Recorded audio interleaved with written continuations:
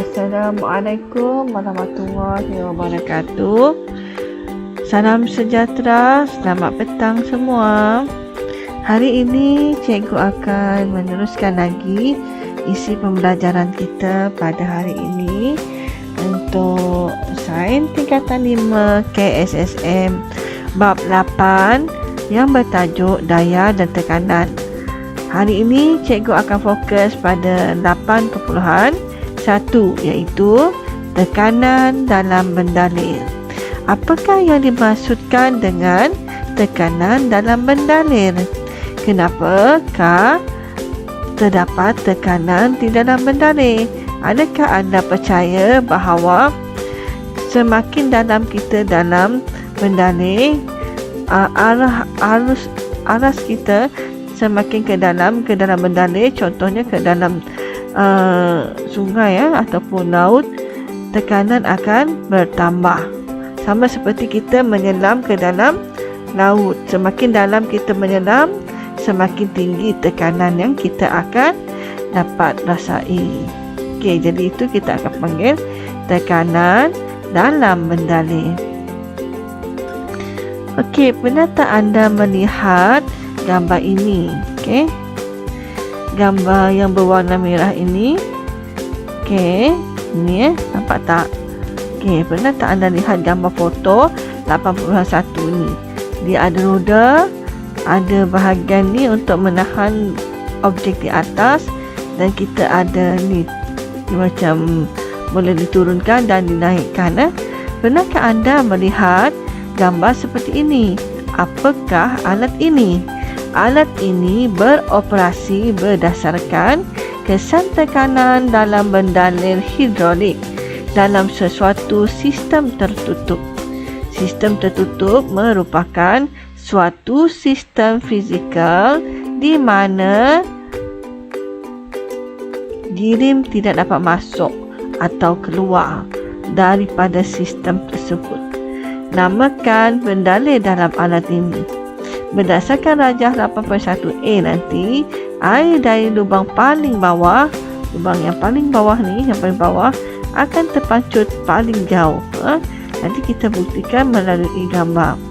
Berbanding dengan air dari lubang di bahagian atas, disebabkan oleh tekanan di dalam air. Yang ini saya cuba terangkan, tekanan di dalam air. Jika daya dikedakan ke atas permukaan air dengan memampatkan botol plastik bertutup, air dari setiap lubang akan terpancut lebih jauh dengan jarak tambahan yang sama seperti rajah 8.1b. Kita lihat seterusnya. Okey, jadi ini adalah prinsip Pascal, di mana prinsip Pascal menyatakan bahawa penyebaran tekanan yang dikenakan pada suatu bendalil sama ada cecair ataupun gas dalam suatu sistem tertutup. Ini keyword yang paling penting. Sistem yang tertutup adalah seragam.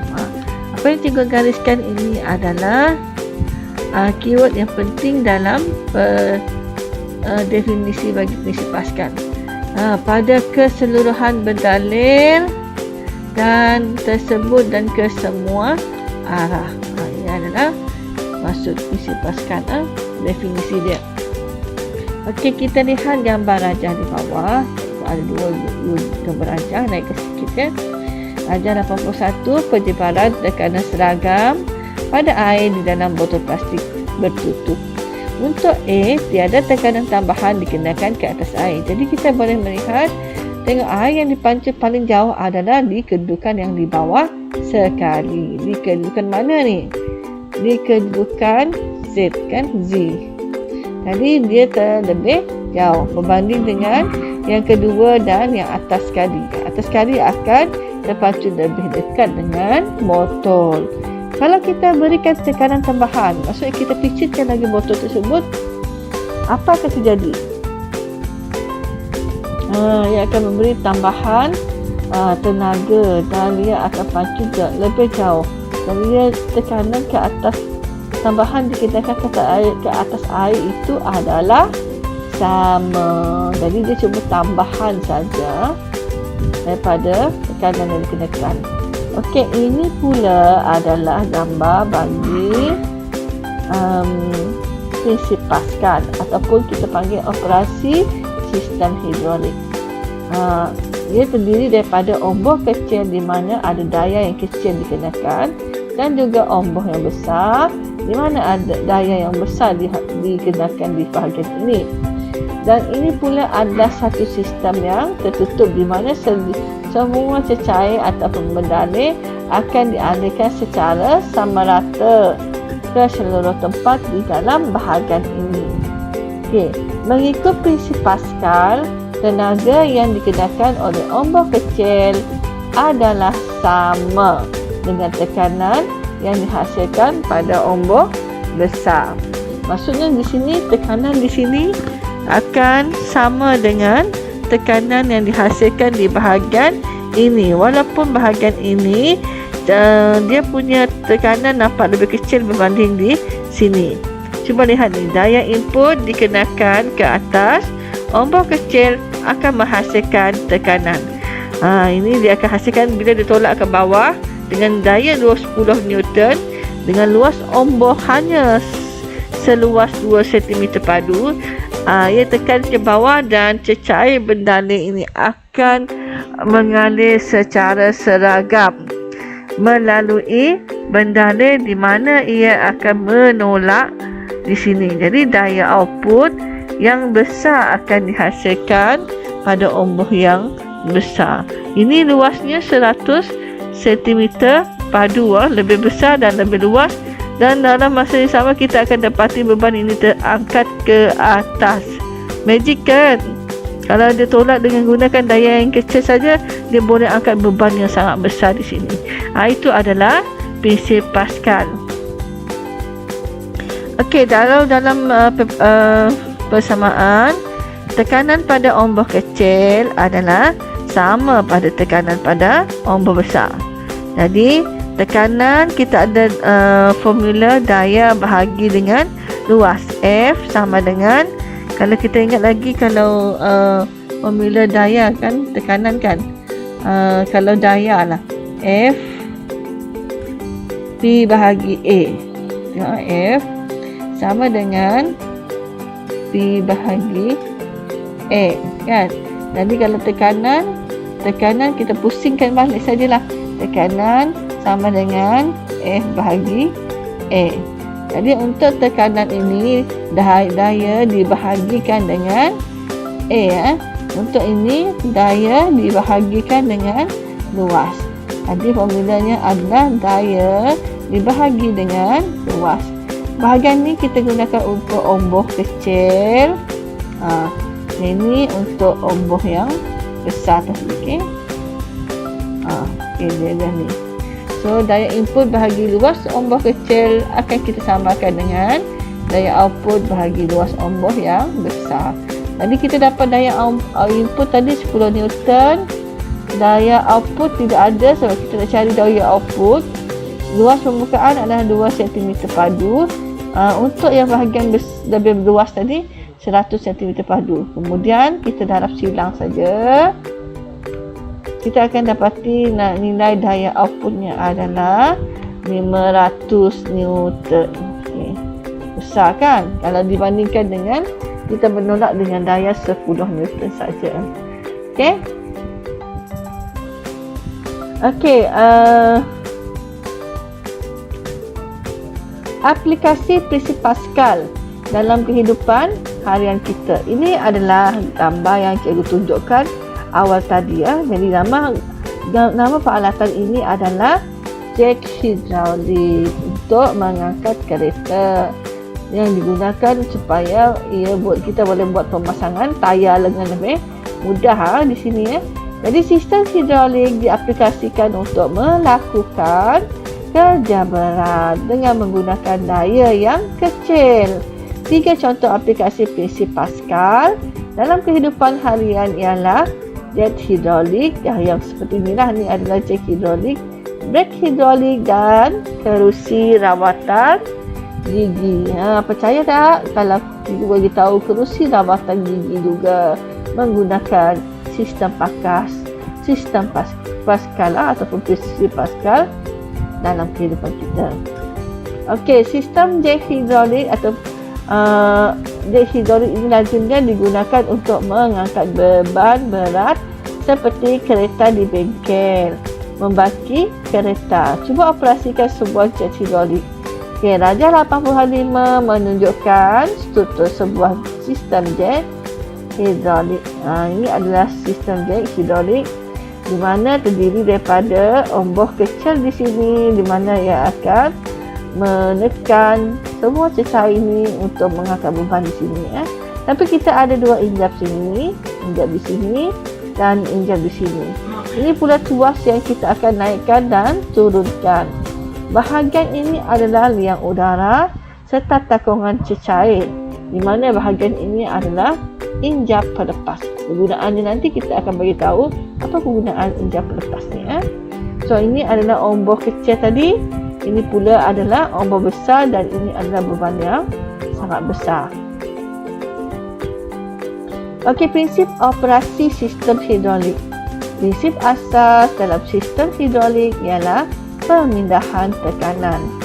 Kita nak pindahkan tekanan sebenarnya, pemindahan tekanan ke semua arah.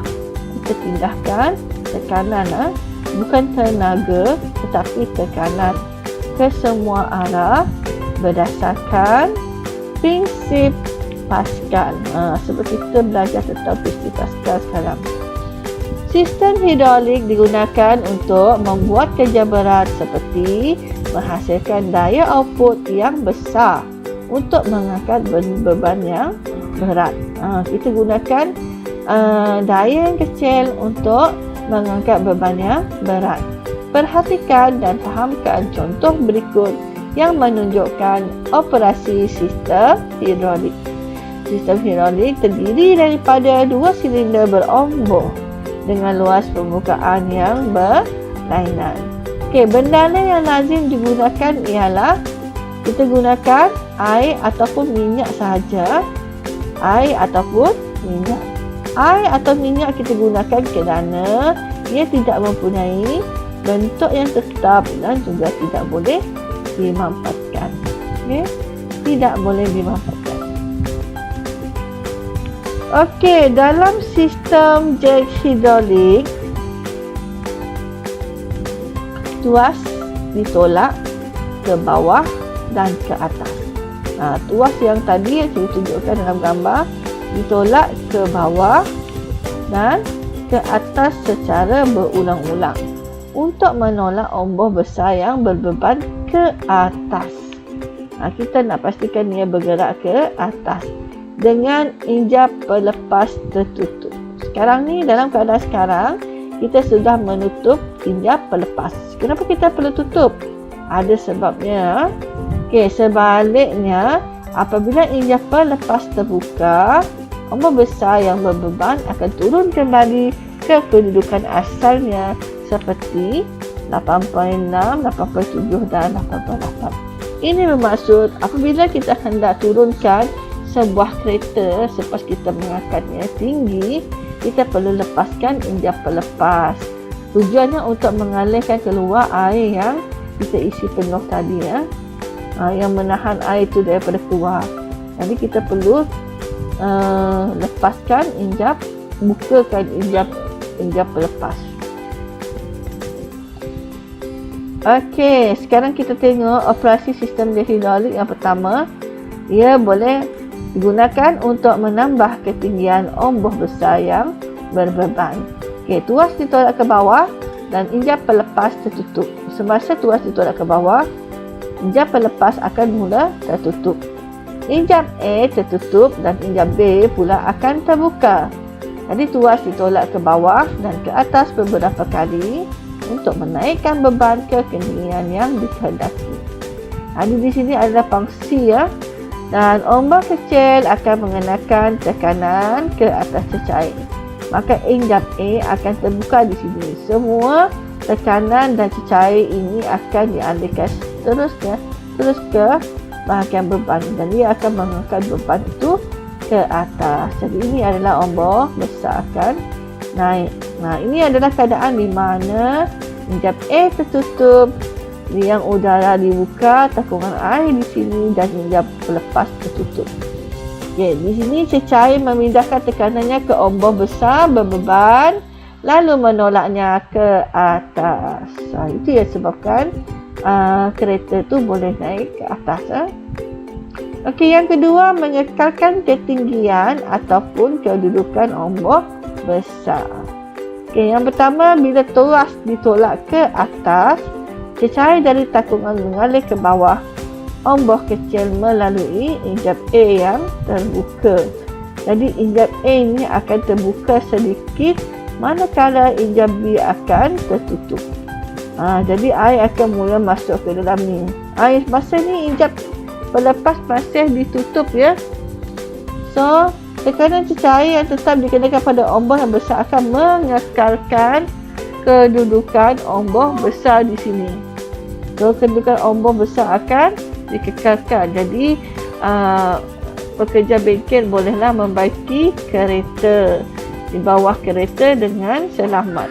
Sebab kereta itu sudah dikekalkan ketinggiannya. C menurunkan ombak besar kembali ke kedudukan asalnya. Jadi injap pelepas akan dibuka. Dalam keadaan ini injap pelepas akan dibuka. Ni injap pelepas ni. Injap A pula terbuka dan injap B akan terus tutup. Ada macam ni. Jadi ombak besar akan kembali ke kedudukan asalnya. Jadi ini adalah cara kita nak turunkan semula kereta yang kita naikkan tadi. Kita tengok, pertama sekali injap pelepas akan dibuka terlebih dahulu. Yang kedua, ombak besar mengenakan tekanan ke atas, cecair di bawahnya. Dan yang ketiga, cecair ini mengalir balik ke dalam tapungan melalui injap pelepas. Dan ombak besar pula akan kembali ke kedudukan asalnya. Alright, faham? Okey. Kemudian kita lihat pula aplikasi yang kedua. Tadi kita dah tengok tentang jet hidrolik. Sekarang kita dah tengok bahagian sistem brake hidrolik. Okey, brake hidrolik diagramnya digunakan untuk memperlahankan roda ataupun memberhentikan kenderaan beroda seperti kereta yang bergerak. Jadi operasi sistem brake hidrolik adalah seperti rajah 8.9. Ni rajah dia. Okey, bahagian ni adalah roda hadapan. Ni roda hadapan di brake cekera ni, dan ini adalah roda belakang di brake gelendong. Kita punya pedal brake di sini ya. Kita punya pedal brake di sini, tekan saja pedal brake. Sini ada takungan minyak brake. Ini fungsi yang akan memudahkan kita untuk menekan pedal brake.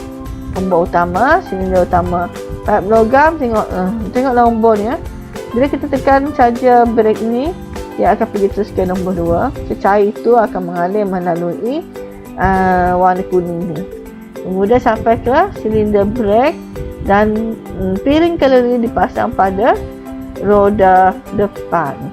Untuk yang belakang ni sama, pergi sini nombor 2 dan sampai ke silinder brake. Kemudian pelapis brake, gelendong brake, dia akan menghentikan, mengembang dulu, kemudian menghentikan kereta. Jadi, kalau kita tengok di sini, pedal brake yang ditekan menolak ombak silinder utama ke dalam dan mengenakan tekanan ke atas minyak brake. Tekanan ini akan dipindahkan secara seragam oleh minyak brake melalui pipe logam yang warna kuning tadi ke silinder brake pada roda depan dan belakang. Tekanan ini menolak ombak dalam silinder brake yang menolak pad brake lalu tertekan ke atas piring keliri pada brake cekera. Ini di depan. Kemudian daya geseran antara pad brake dengan piring keliri dia akan bersentuhan dan memperlahankan atau menghentikan putaran roda hadapan. Untuk di belakang, di bahagian brake gelendong, tekanan ini menolak ombak dalam silinder brake yang menolak kasut brake lalu menekan pelapis brek pada brek gelondong. Daya geseran antara pelapis brek dengan gelondong brek memperlahankan atau memberhentikan putaran roda belakang. Okey, seterusnya. Okey, kita lihat ini adalah apa? Ini adalah kerusi rawatan gigi. Biasanya kalau kita tengok kerusi rawatan gigi ni dekat klinik gigi lah, ataupun klinik poliklinik. Di sekolah-sekolah pun ada, di sekolah rendah biasanya. Okey, operasi kerusi rawatan gigi dihubung kaitkan dengan sistem hidrolik. Perhatikan kerusi rawatan gigi seperti gambar foto 8.3. Kemudian perhatikan dan fahamkan pula aplikasi prinsip Pascal dalam kerusi rawatan gigi ini. Seperti dalam video yang berikut ataupun sumber maklumat yang lain. Cikgu tak tunjuk video hari ni. So, itu adalah sedikit sebanyak tentang kerusi rawatan gigi tadi lah. Okey, sekarang ni kita akan balik kepada hubung kait antara hal laju bendaleh dengan tekanan. Perhatikan dan fahamkan perkaitan antara hal laju bendaleh dengan tekanan. Okey, cuba lihat gambar rajah 8.1 ini. Menunjukkan tekanan bendaleh di P1, P2 dan P3 adalah sama kerana bendaleh tidak mengalir. Lihat sini, gabus sudah disumbatkan di bahagian ini. Tidak ada pengaliran air berlaku. Ketinggian diberi H. Ini adalah ketinggian. Kemudian kamu lihat yang ni paling besar kan? Paling besar. Ni kurus je. Tapi kenapa aras air dia adalah sama? Tidakkah kamu hairan kenapa aras airnya adalah sama di sini?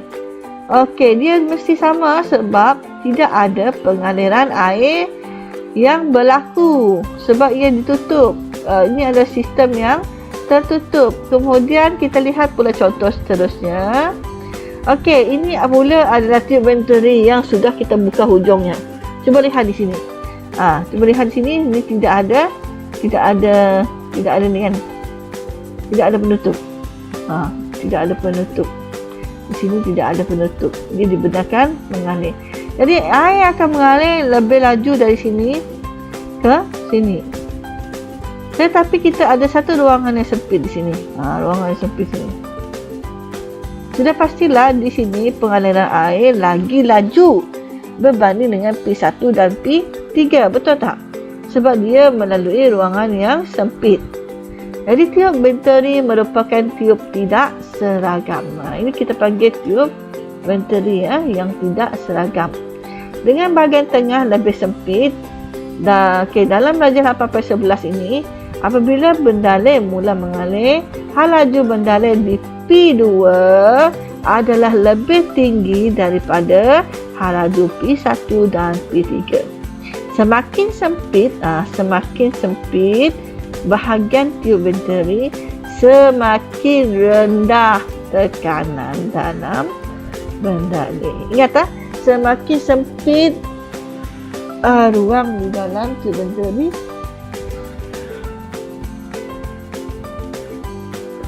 semakin rendah tekanan. Bermaksud bila keadaannya semakin sempit, maka kadar pengaliran air dia sangat laju. Bila dia berlakunya pergerakan bendaleh yang laju, maka tekanan yang rendah akan dihasilkan. Jadi ini kita panggil kesan venturi. Jadi kesimpulan yang di sini apabila bendaleh melalui kawasan yang sempit, hal laju bendaleh akan meningkat. Dan tekanan di kawasan tersebut akan berkurang. Hal ini kita dikenali sebagai prinsip Bernoulli. Sekarang kita dah masuk pun prinsip Bernoulli sini. Okay. Alright. Okay. Aplikasi prinsip Bernoulli dalam kehidupan harian. Prinsip Bernoulli menyatakan bahawa Bendalin yang bergerak dengan laju tinggi akan menghasilkan tekanan yang lebih rendah pada kawasan tersebut. Kalau kita ambil contoh bentuk aerofoil sayap kapal terbang dan penundung motion sini, kita tengok sayap kapal terbang dan badan kapal terbang sendiri pun sebenarnya mengambil bentuk aerofoil. Contoh lain seperti ikan yang berenang di dalam sungai. Kenapa dia boleh berenang dengan sangat senang? Disebabkan oleh bentuk aerofoil dia. Okey, bentuk aerofoil kalau dia di atas ni sudah tentu dah semasa dia bergerak, atas ini ia akan menghadapi udara berhalaju tinggi. Bila udara berhalaju tinggi di atas ni, maka tekanan udara akan jadi rendah. Tadi kan kita dah bagi tahu kan, kalau berhalaju tinggi maka tekanan akan rendah. Ini kes ini adalah mengaitkan tentang udara. Yang tadi adalah bendalin, tetapi konsepnya adalah sama. Bila tekanan udara di atas rendah, maka tekanan di bawah akan tinggi dan menolak kapal terbang itu ke atas. Dan daya angkat ini akan membantu kapal terbang itu untuk terbang tinggi. Jadi aliran udara berhalaju rendah di bawah ini akan menghasilkan tekanan udara yang sangat tinggi. Daya angkat yang dihasilkan oleh sayap sebuah kapal terbang terhasil daripada bentuk aerofoil dan juga sudut serang. Ini sudut serang daripada ni lurus ni, ini kemudian dia naik meningkat, itu sudut serang. Sama juga kalau dengan penundung motion. Udara berhalaju rendah dengan tekanan tinggi disedut masuk di dalam ini. Jadi aliran campuran gas dan udara dalam ni, gas berhalaju tinggi dengan tekanan yang rendah. Jadi ia boleh menyalakan api. Okay. Alright, seterusnya ialah helikopter dan drone. Kalau helikopter, prinsipnya juga sama. Dan kita tahu di atas ni aliran udara adalah berlaju tinggi, maka tekanan udara lebih rendah di atas. Disebabkan atas ini mengalami tekanan udara yang rendah, di bawah pula akan mengalami tekanan udara yang tinggi, maka daya angkat akan membantu helikopter ini untuk naik ke atas. Jadi aliran udara berhalaju rendah, tekanan udara adalah tinggi di bawah ni. Jadi maka senanglah helikopter itu untuk naik ke atas disebabkan oleh bantuan daya angkat tadi. Sama juga dengan drone, aliran udara berhalaju tinggi di atas menyebabkan tekanan udara menjadi rendah. Jadi tekanan udara di bawah akan dibantu dengan daya angkat untuk menaikkan drone. Okey. Contohnya kalau dalam kehidupan seharian kita di stesen kereta api selalunya kan, kita akan dapati satu garisan kuning ni. Garisan kuning ni kita namakan garisan keselamatan di tepi landasan kereta api. Garisan keselamatan di tepi landasan kereta api. Aliran udara berhalaju tinggi, tekanan udara rendah. Di sini adalah daya. Kalau kamu lihat garisan merah ini adalah garisan di mana aliran udara berhalaju tinggi, maka tekanan udaranya akan rendah. Itu adalah terdapat di hadapan manusia ini yang berdiri di sini. Kalau ia mendekati lagi garisan kuning, apa bahaya yang akan diterima? Okey, aliran udara adalah berhalaju tinggi dan tekanan udara adalah rendah di kawasan kereta api yang sedang bergerak laju dengan orang yang berdiri di berdekatan. Besar kemungkinan jika terdapat orang yang berdiri melepasi garisan keselamatan ini, orang itu akan ditolak ke arah daya ke arah kereta api yang sedang bergerak. Bahaya kan? Sebab sini tekanan rendah, belakang dia tekanan tinggi disebabkan aliran udara berhalaju rendah. Jadi bila tekanan tinggi, dia mungkin akan tertolak ke arah kereta api dan ini boleh menyebabkan kecederaan boleh berlaku. Bayangkan bila dia tersungkur jatuh ke dinding, menyentuh kereta api ni, dia pun terheret sama ke depan. Bahaya. Jadi hati-hati kalau kamu sedang menunggu kereta api. Jadi pastikan sentiasa berdiri di kawasan yang selamat dan yang telah ditentukan. Okey, rasanya ini adalah kerja rumah 8.1 yang perlu kamu buat. Okey, nyatakan prinsip Pascal. Apa definisi dia dengan keyword yang betul. Nyatakan prinsip asas sistem hidrolik dan berikan 3 contoh aplikasi prinsip Pascal dalam kehidupan harian. Cikgu dah bagi banyak tadi kan. Dan nyatakan prinsip Bernoulli. Ini pun cikgu dah terangkan. Okey, rasanya sampai di sini saja. Terima kasih. Bye bye. Jangan lupa komen, share kepada kawan-kawan dan subscribe cikgu punya channel. Terima kasih. Bye bye. Thanks for watching. Terima kasih kerana menonton.